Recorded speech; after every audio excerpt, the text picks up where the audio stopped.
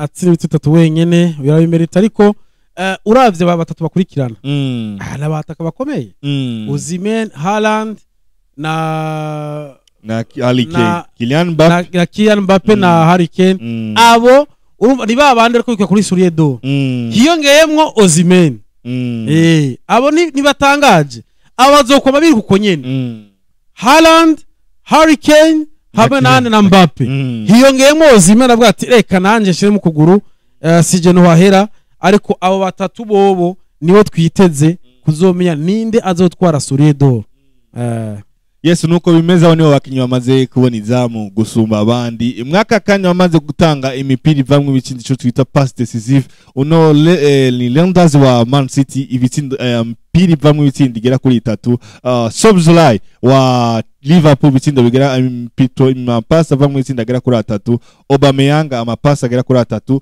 Hakimi 3 Leroy Sané pass decisive zigera kuri 2 Jacob wa Newcastle pass decisive zigera kuri 2 ononi Andres Santos wa Chelsea imipira 2 Trossard wa Arsenal imipira 2 De Bruyne imipira 2 ndetse na Fernando Lopez imipira igera kuri 2 abo nibo bakino vuga ati bamaze gutanga pass decisive muri UEFA Champions League nyinshi zishoboka nabakinyi beza ubona yuko two turaba urwego rwa Dominic Szoboszlai ameze neza muri Liverpool ukabona nabo bandi uhejeje gusoma ubona yuko Aubameyang nawe ameze neza n'abandi ariko n'ikintu ciza kubona yuko kugira ama start nkayo nka Szoboszlai no munsi aboneka ko ari umukinyi ahetse Liverpool muri kino gihe ariko arafasha Liverpool ibintu byinshi cyane gose kabisa no yitwa Gravenberch Gravenberch urumva no munsi yavuye mu mvura agarutse naka gapeti kono ibyo kadukorera sawa kabisa ariko Szoboszlai n'umuntu shira kuri numero 10 arahari shira kuri numero 2 arahari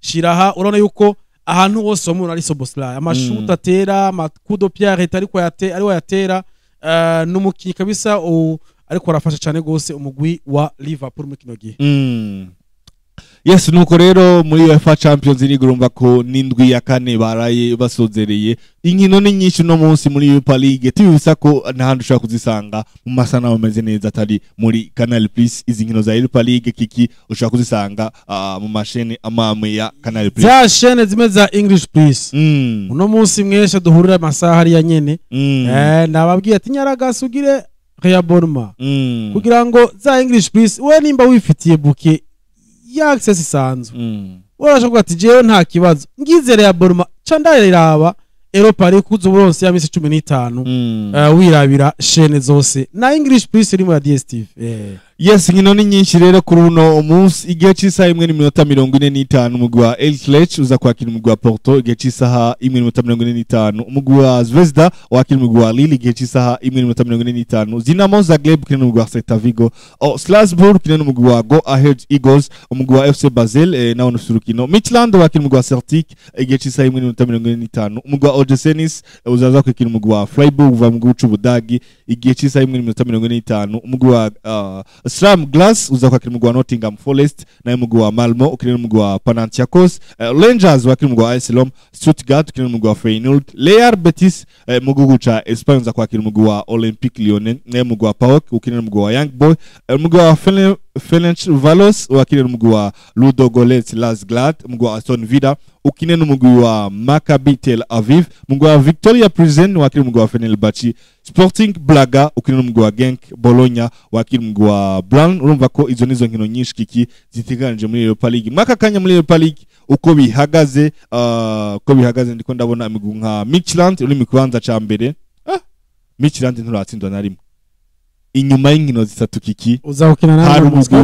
ukomeje hari imigubona ngaha kikiri mu kazi Midtjylland ize kuri muhirikira nande ifise umugwi wa Celtic Glasgow abapari bavyumvise nka abapari bavyumvise Midtjylland kari mu rugo Midtjylland aho ucuyiha nta makosa kariko karakora aho ucuyiha ndiko ndabahaga kupokeza tanga prediction aharona nkunka Midtjylland kuyiha ukacuha undabira Aston Villa hura nande Aston Villa ifise umugwi Aston Villa ifise umugwi wa Maccabi Tel Aviv kana Aston Villa iri via park iri muhira iri mu rugo kandi zingino zirakina Aston Villa ndabira kuri Bologna Bologna ifise umugwi ganda FC Bologna za kwakira umugwi wa Brands kandi iri mu rugo. Yes. Izo nizo nkino zitatu ndabahaye. Subiramwe prediction bayumva. Abafise 1xbet. Abafise 1xbet karamu bandike. Ndabahaye inkino zitatu. Ndamusabe afisa hariya ya Grandise neza kabisa turabe imigwi ihari. Ndabaga gakupo. Urabona? Ejo uzoyibatwa. Jewe ngandabahe imigwi mbona yuko ishobora kuba ivyitwaramo neza. Nababwiye ati Bologna hariya. Ihura n'umugwi wa Brown. Bologna uyihe. Aston Villa Maccabi Tel Aviv uyihe. Sivyo? Ucugenda navuze nande na Midtjylland. Iza guhura nande mbibambwe ninde? Midtjylland ifisa Celtic Glasgow. Sisa imwe ni 45. Reka ndaba handi. Nagize zitatu? Wagize zitatu. Duze gato ya petit scenario. Ya petit scenario. Ya biragoye. Ahubwo ikintu mbona Stuttgart kwa Feyenoord. Iyo ni match ikomeye. Niyo Victor President of Fenerbahce irakomeye. Ahubwo ico mbona. Iyindi match mbona ngaha yuko baza kuba batsindana. Kuko simbona Roma kwitsindwa. Roma isigaye imeze neza. Ariko Rangers iri mu rugira go. Rangers iri muhira ariko na Roma irafise igitsindo. Izi ziraza gutsinda. Iyi rero ndakekera ariko ziya zitatu ndisi wa muntu ushaka amafaranga. Shira ko Bologna itsinda, Midtjylland itsinda, na Aston Villa itsinda. Ushaka kongeramo ya Roma na Rangers uvuye ko batsindana. Iyo ariko sindisiri gose. Ariko izo zitatu ndabona yuko ari sawa kabisa. Ndavyanditse hano nzobikubaza. Duza kandi duza turabizi hejuru hariya. Aro Malmo Panathinaikos wapi? Yindi ni Celta Vigo ikora na Dinamo. Nizo gusa ntaza Sturm Graz na Nottingham Forest. Izo ni ndembe zimwe. Nottingham Forest ntavyayo kabisa. Izo rero ndazivuze. Ndazivuze ejo muzozi muzimbaze FC Bâle hariya na Batisavia hariya. Abo wapi kabisa ntacho no bavuga to Etoile de Belgrade na Lille. Abo barashobora gutsinda ariko ntavyo novugira ngaha. Oje Nice nande na Fribourg. Abonye bakirago. Abo baratsindana. Abo nta 0-0 ishobora kuba. Ariko gusaba ntavyo mvuze. Jewe izo zitatu navuze. Ushaka wongeremo ya kane. Urumva? Ya kane nijya navuze yande ya Roma n'umugwa Rangers. Na Rangers. Haya ndabona yuko Roma ntitsindwa vraiment. Ipfuma inganya. Canke baraza gutsindana. Nuko ndahejeje. Ndabahaye akaye keje. Prediction ya itanu. Ya nuko rero ni muri Europa League nuko biza kuba bihagaze ariko kikindi ko ndabona inkino sizo gusa si muri Europa League ndiko ndabona ariko no muri inkino za Conference League baza kuba bahari. Baza kuba bahari izi nkino zose n'ahantu zisanga atari kuri Paria. Rero ngenda rutonde ariko ko ruhagaze tutarava muri Europa League nuko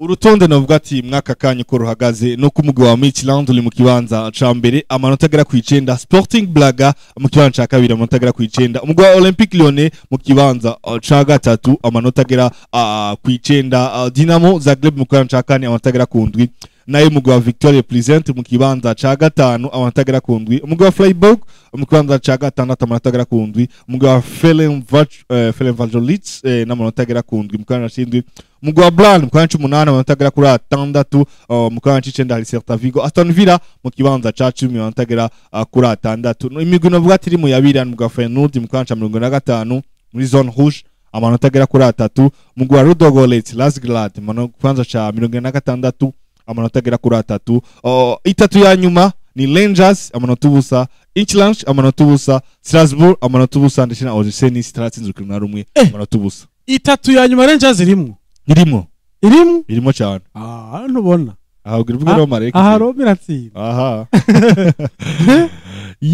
nuko bimeze rero muri mu nkino za Europa League nuko bihagaze bamaze gutsinda ibitsindo bishi kubona kurusha abandi ndiko ndabona no mugwini Zaluni wa Panathinaikos afite ibitsindo bigera kuri bitatu Amza Igamane wa Lille ibitsindo bigera kuri bitatu Swidelski wa Panathinaikos ibitsindo bigera kuri bitatu Igor Jesus wa Nottingham Forest ibitsindo bigera kuri bitatu ko niko bihagaze muri Europa League gushika no bugati kundwi igira gatatu bagiye gukina nabone indwi igira kane cyo duca mu nkino za Conference League ni rushanwa ritoyi kuri Europa League Shakhtar Donetsk iza kuri mu kibuga uno munsi gecisa imwe n'iminota 45 yakina umugwa Breda Blickly nayo mugwa Sanspol uza wakina umugwa Spartans no ukina umugwa Sigma Olomouc igecisa imwe n'iminota 45 Sparta Praha wakina umugwa Lako nayo mugwa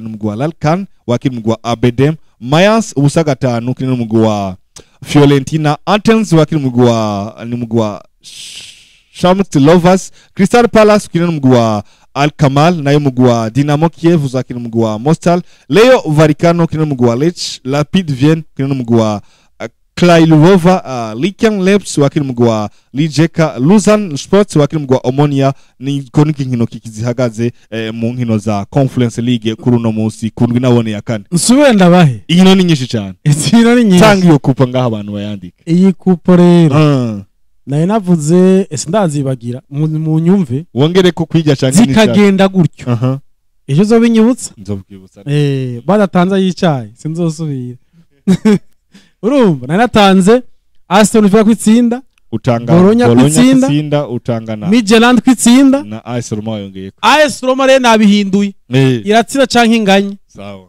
ko Rangers iri muhira Sevilla ashobora kwigorana ariko AS Roma ntitsindwa okay zibaye zo ni zine ngira nongere ko iya gatanu kandabe ngaho rero Crystal Palace wayibonye Azak Mayira komeye hariya muri division irakomeye